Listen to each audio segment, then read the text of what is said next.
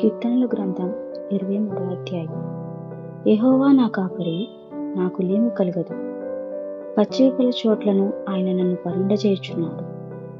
శాంతికరమైన జలముల యొద్ద నన్ను నడిపించుచున్నాడు. నా ప్రాణమునకు ఆయన సేదదీర్చుచున్నాడు. తన నామమును బట్టి నీతి మార్గములలో నన్ను నడిపించుచున్నాడు. గాఢాంధకారపు లోయలో నేను సంచరించినను ఏ అపాయములకు భయపడను. నీవు నాకు తోడయుందువు. నీ దుడ్డు కర్రయు నీ దండమును నన్ను ఆదరించును.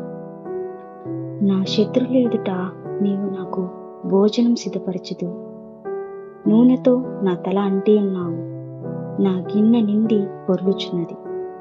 నేను బ్రతుకు దినములన్నీయు కృపాక్షేమములే నా వెంట వచ్చును.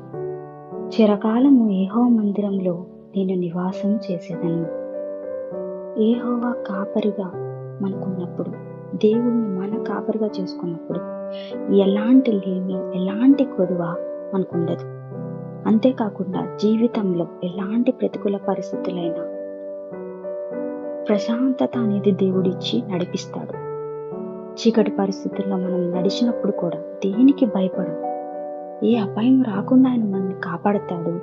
ఆయన తోడుంటాడు గనుక ఏ అపాయము మనల్ని తాకలేదు. ఇంకా శత్రువుల ముందు మనలను ఘనపరిచే దేవుడుగా ఉన్నాడు.